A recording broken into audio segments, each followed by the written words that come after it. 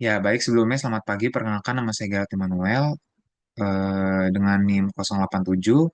Saya dari kelompok 13 tutorial PO2 dan untuk kali ini saya akan menjelaskan tugas mingguan shift 1 untuk modul 4 dan 5 dari tutorial PO2 yang telah saya kerjakan sebelumnya.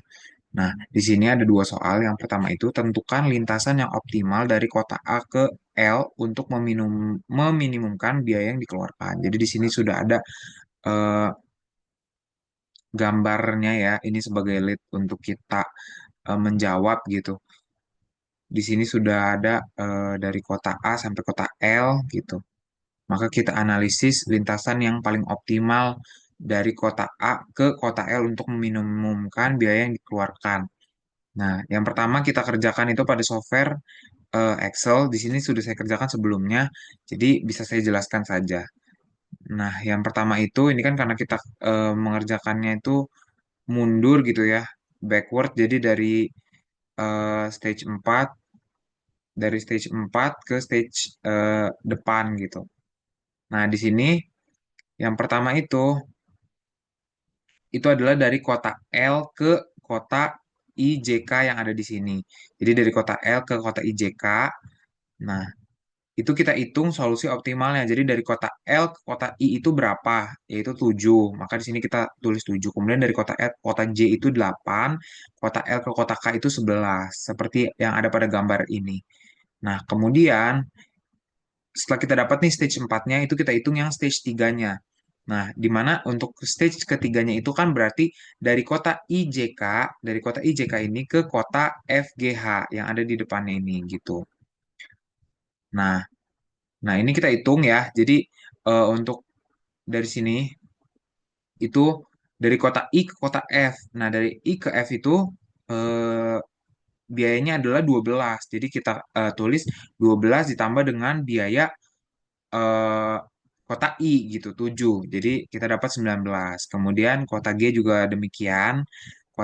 Dari kota I ke kota G itu biayanya adalah 5. Jadi 5 ditambah dengan 7, yaitu 12. Kemudian untuk dari I ke H itu tidak ada, jadi kita kosongkan saja. Kemudian dari kota J ke kota F itu sebesar 9. Maka kita dari kota J nih, dari kota J ke kota F itu 9. Jadi kita tuliskan 9 ditambah dengan biaya kota J, yaitu 8. Maka hasilnya adalah 17. Kemudian dari kota J ke kota G, yaitu 7. Jadi 7 ditambahkan dengan 8, maka 15 hasilnya. Kemudian dari kota J ke kota H, yaitu sebesar 10. Maka 10 ditambah dengan biaya kota J, yaitu 8. Ya. Maka hasilnya adalah 18. Kemudian untuk kota K ke kota F itu tidak ada, kota K ke kota G itu tidak ada. Dilanjut dari kota K ke kota H, yaitu sebesar 8. Maka 8 ditambahkan dengan biaya kota K yaitu 11. Maka hasilnya adalah 19. Kemudian di kolom ini itu kita ketik eh, min, jadi nilai yang paling minimum di antara ketiga kolom ini gitu. Maka didapatkan hasilnya adalah 17. Nah, 17 itu adalah biaya yang kota J ini kan. Maka maka kita tuliskan di sini kota J. Nah, terus yang kedua itu biaya minimumnya adalah 12. Maka kita tuliskan di sini kota I. Kemudian yang ketiga itu 18 yang paling minimum. Jadi kita tuliskan di sini kota J. Ya. Nah, setelah kita dapatkan nih stage 3-nya, kita lanjut ke stage 2-nya. Di mana stage 2-nya itu berarti kan dari kota ini, FGH ini, itu ke kota B, C, D, E yang ada di sini stage 2-nya. Nah, itu juga kita lakukan perhitungan yang sama ya. Jadi dari kota F ke kota B itu 4. Nah, maka kita tambahkan 4 dengan biaya kota F, yaitu 17. Maka didapatkan 21. Begitupun dengan kota F ke kota C, yaitu 10 ditambahkan dengan biaya kota F. Biaya kota F yaitu 17. Jadi hasilnya 27. Kemudian dari F ke D itu tidak ada. Dari F ke E itu juga tidak ada. Nah, selanjutnya dari kota G ke kota B yaitu 8 ditambahkan dengan biaya kota G. Maka hasilnya adalah 20. Kemudian dari kota G ke kota C itu sebesar 3, maka kita tambahkan dengan biaya kota G yaitu 12, maka hasilnya adalah 15. Kemudian dari kota G ke kota D itu tidak ada. Dari kota G ke kota E itu sebesar 6, maka 6 ditambahkan dengan biaya kota G yaitu 12, hasilnya adalah 18. Kemudian dari kota H ke kota B itu eh, biayanya 11 ditambahkan dengan biaya kota H. Biaya kota H adalah 18, jadi 11 tambah 18 yaitu 29. Kemudian dari kota H ke kota C itu tidak ada. Dari kota H ke kota D itu sebesar 9 ditambahkan dengan biaya kota H yaitu 18, maka hasilnya adalah 27. Kemudian yang selanjutnya biaya dari kota H ke kota E yaitu sebesar 12. Maka 12 ditambahkan dengan biaya kota H yaitu 18, maka hasilnya adalah 30. Nah, pada kolom ini itu sama. Jadi kita cari nilai paling minimalnya gitu ya. Nah, maka di sini kita dapatkan 20, 15, 27 dan 18 ini nilai paling minimum dari setiap baris kolomnya ini. Nah, maka di sini 20 itu adalah kota G, 15 itu kota G, 27 itu kota H, dan 18 itu kota G. Nah, setelah kita dapatkan stage 2-nya, kita lanjutkan untuk stage satunya.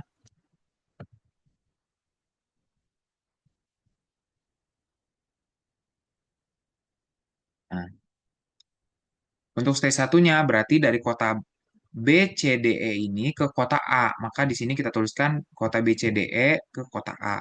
Nah, dari kota B ke kota A itu dari kota B ke kota A itu berarti 7 ditambahkan dengan biaya kota B.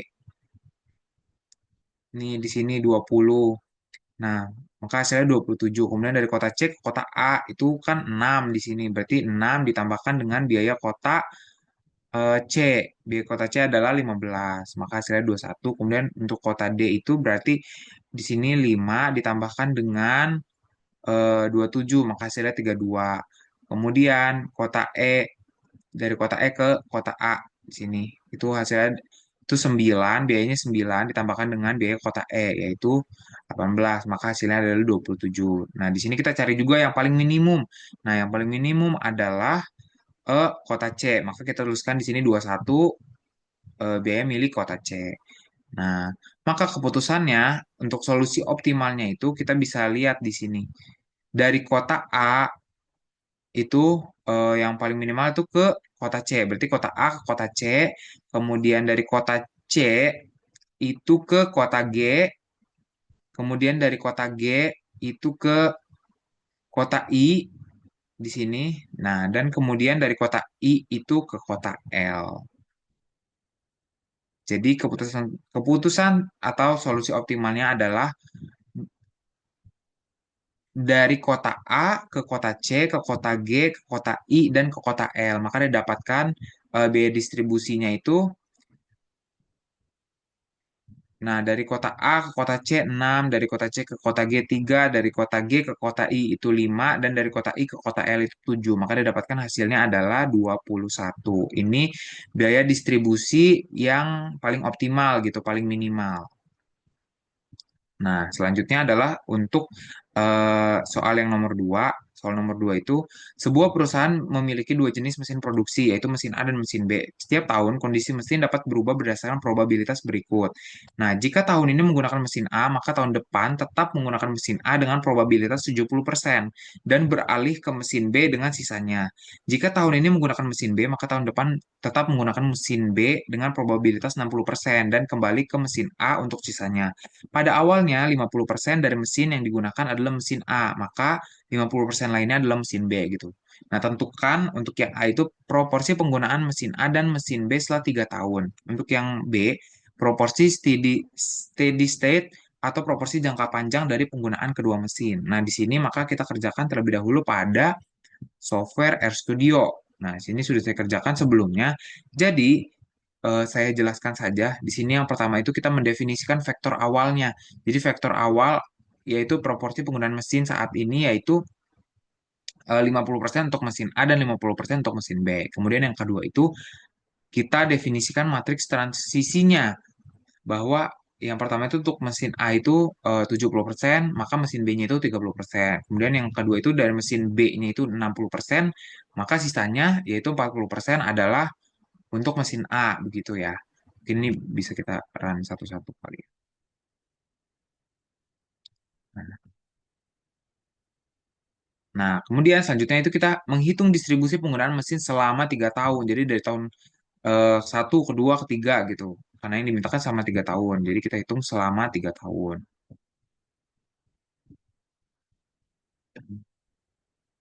Selanjutnya yaitu menampilkan hasil proporsi penggunaan setiap tahunnya. Jadi dari setiap tahunnya itu dihitung gitu, hasil proporsi penggunaannya berapa. Nah, maka di sini didapatkan hasilnya dari mesin A dan mesin B. Jadi di tahun nol itu atau di tahun awal gitu. Untuk mesin A dan mesin B itu sama, jadi 50%. Nah, sedangkan untuk mesin A itu dia mengalami peningkatan menjadi 55% untuk tahun ke-1, tahun kedua itu menjadi 56,50%, dan untuk tahun ketiga itu 56,95%. Sedangkan untuk mesin B itu yang awalnya 50%, dia mengalami penurunan pada tahun pertama itu menjadi 45%, pada tahun kedua itu menjadi 43,50%, dan pada tahun ketiga itu menjadi 43,05%. Nah, di sini berarti bahwa mesin A itu mengalami kenaikan gitu ya dari tahun awal sampai tahun ketiga, sedangkan untuk mesin B itu mengalami penurunan proporsi penggunaan gitu. Nah, selanjutnya kita menginstal library untuk matriks. Nah, di sini kita install package XPM ini. Nah, jadi eh, package ini tuh untuk mengalihkan gitu ya. Nah, yang terakhir itu kita mencari steady state-nya. Nah, di sini mungkin kita bisa run aja ya. Nah, maka didapatkan nih, kan tadi di soalnya itu proporsi steady state atau proporsi jangka panjang dari penggunaan kedua mesin. Jadi, kita dapatkan proporsi si steady state-nya ini atau proporsi jangka panjang dari penggunaan mesinnya itu untuk mesin A itu sebesar 0,5714 atau 57,14%. Kemudian untuk mesin B itu sebesar 0,4285 atau sebesar 42,85%. Begitu. Nah, kemudian selanjutnya itu kita gunakan software pembanding yaitu POM-QM. Nah, di sini tuh kita masukkan yang pertama itu Markov analysis, kemudian kita isi dan kita masukkan nih eh, untuk mesin A di sini dan mesin B. Nah, di initial ini kita masukkan angka atau nilai dari eh, tahun awalnya itu yang 50% sama-sama 50%. Di sini kita tuliskan berarti 0,5 dan 0,5 juga. Nah, kemudian selanjutnya di sini kan untuk mesin A itu dia 0,7. Berarti untuk mesin B-nya itu kan tadi 0,3. Kemudian yang selanjutnya itu untuk mesin B-nya itu 0,6. Berarti untuk mesin A itu sisanya yaitu 0,4. Nah, di sini bisa kita solve aja. Maka kita dapatkan nilai yang sama, yaitu untuk steady stage-nya itu sebesar untuk mesin A itu 0,5715 dan mesin B-nya itu 0,4286 atau bisa dibilang juga untuk mesin A itu 57,15% dan untuk mesin B-nya itu 42,86%. Jadi jawabannya itu sama dengan yang telah kita kerjakan di software RStudio. Maka untuk soal yang eh, nomor A itu bisa kita simpulkan bahwa untuk mesin A itu mengalami peningkatan selama 3 tahunnya itu, sedangkan untuk mesin B-nya itu mengalami penurunan seperti yang tadi sudah kita jelaskan pada software R yang setelah kita kerjakan. Nah, untuk yang kedua itu proporsi steady state atau proporsi jangka panjang dari penggunaan mesin, yaitu untuk mesin A itu didapatkan sebesar 57,15% dan untuk mesin B itu sebesar 42,86%. Jadi sekian presentasi dari tugas mingguan untuk modul 4 dan modul 5 tutorial PO2. Sekian dari saya, kurang lebihnya mohon maaf. Terima kasih dan selamat pagi.